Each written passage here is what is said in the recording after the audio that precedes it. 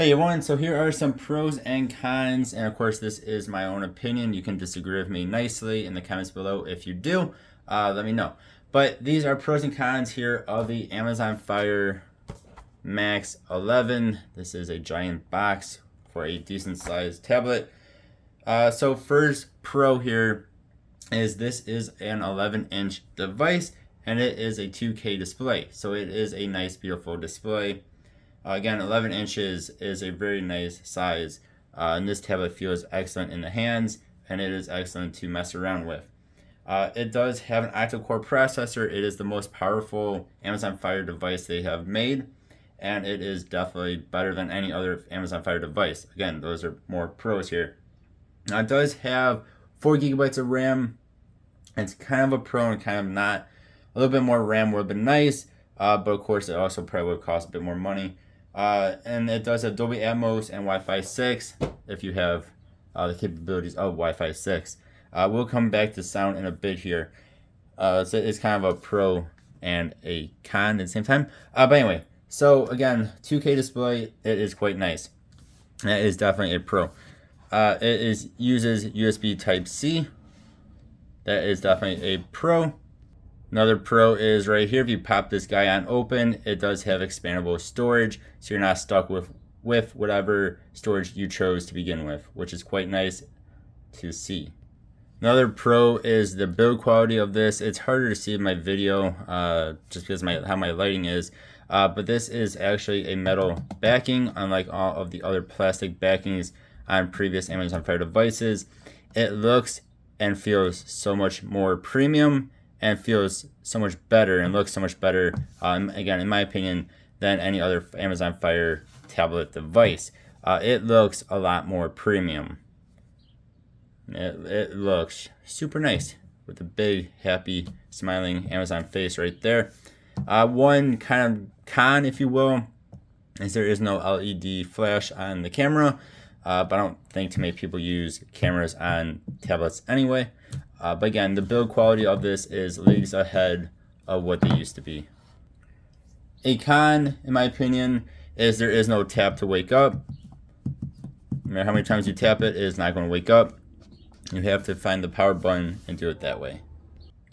Another pro is the speed, especially when compared to other Amazon Fire devices. So like we're going to offer up here, excuse me. I'm going to offer up here, and you guys can see this loads in nice and quick.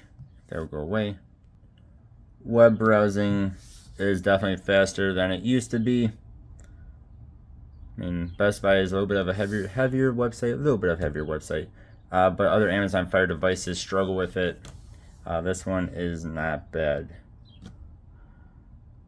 Yeah, it's not gonna be the quickest device out there, of course, but it is very much acceptable these days.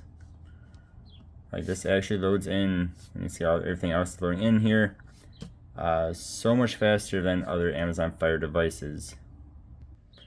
Another pro is this can play Roblox actually very well. Again, comparing it to other Amazon Fire devices, even the HD10 Plus. This is Royal High here. Once it decides to load in here, that's more due to my Wi-Fi than anything. My Wi-Fi is a bit weird at times. This can actually play Royal High even in max graphics. Again, compared to other Amazon Fire devices, that even the lowest graphics will kick you out of the game as it decides to freeze up on me. This is amazing. Like I will show you guys, this is max graphics. Again, HD10. When I had that device, would kick you out of this game after a tiny bit of playing it. Like you go up to like here and it would basically crash the entire Roblox game. As you can see here, this is max graphics. Again, that was the lowest graphics. This is max graphics, and it can play this very, very well. So if you are somebody or you want this for a kid that wants to play Roblox, and especially like to play it in good max graphics, this is going to be the best Amazon Fire device for that. I mean, this actually loads in. So again, Royal High is a pretty graphical game. That is why I'm showing it off here. So if it can play this, it should be able to play pretty much any other Roblox game in max graphics or just very close to it. And if you're not into Roblox, here is Genshin Impact, a very graphically intensive game. Now this is as I'll show off here, just on the lowest graphics setting, and everything is low for the most part, or lowest. But again, this is actually able to play this. This is an Amazon Fire device that is able to play this very graphically intensive game. This is a very, very beautiful game. Those who have not played it, I haven't played too much of it, but it is what I would call a very nice looking game. Even in these lowest graphics settings, it actually looks very, very nice. Now we can also switch our character. You will get hiccups every now and then. Let me switch back. There will be tiny hiccups every now and then, but I would say there's nothing that is going to really distract you from your gameplay. There's nothing that's going to end up getting your character downed or anything like that. As I take a full blunt hit there. There we go.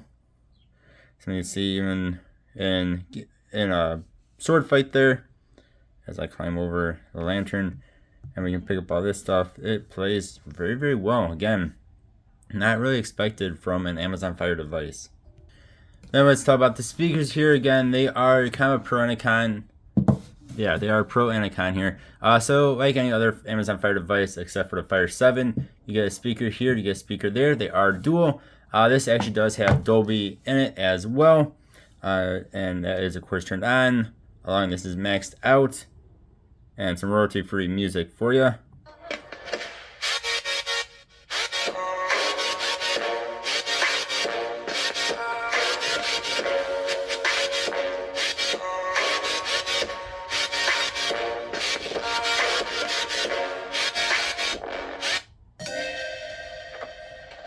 I just can't. No one likes being lied to. You made this mess and this bricks that I own and know. I'm letting go. I'm breaking these walls down, breaking these walls down. If you want an adventure, then fly to home. I say they're pro and a con because they do sound good. They get decently loud, but I do wish they did get a bit louder, especially in an 11-inch device. And this is a good sized device. I think it should be a little bit louder. But again, especially for the price you pay, it's definitely doable. It's definitely decent. And again, they do sound good.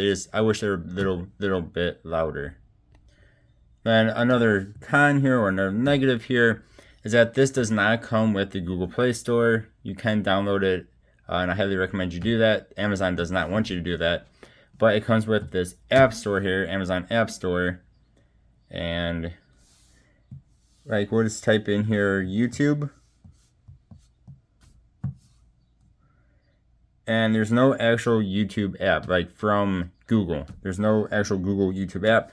These are all not good. You see apps for YouTube, Freeman apps, YouTube.com, which is, these apps basically, from my experience, kind of open up like the web-based app, or web-based. It's very weird. It's kind of like a web-based app, and it's just really terrible. It's nothing like the actual YouTube app like I have there. Again, so that's what it comes with. You can download Google Play Store, and for me, it actually worked on the first try. You guys can just Google how to do it, or check out my channel on how to do it. But it's kind of a negative is that it comes with the App Store, and it is terrible. But in the pros, you can download Google Play Store, which I'd highly recommend you do. This next one's kind of a weird one, but hopefully you guys can see the fingerprints on here. This is definitely a pro of this device, being a higher quality device, not being all made of all plastic like past ones were. They come off really easy.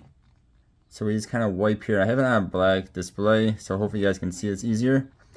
But a little bit of elbow grease, and they come right off. And again, on other Amazon Fire devices, they're just kind of moved to the side, move wherever you're moving them to. They didn't actually disappear. So you can never get your display looking really good. This, it takes it right off, and it is so nice. So all in all, I think this is an excellent device. It is definitely an improvement over past Amazon Fire devices, including the Amazon Fire HD10, HD10 Plus, which the HD10 Plus I really do like as well. But of course, this does cost more money than any other Fire device out there. But I think personally, if you want a decently cheap device that is decent at pretty much everything for the most part, with some of course drawbacks, this is an excellent device to buy.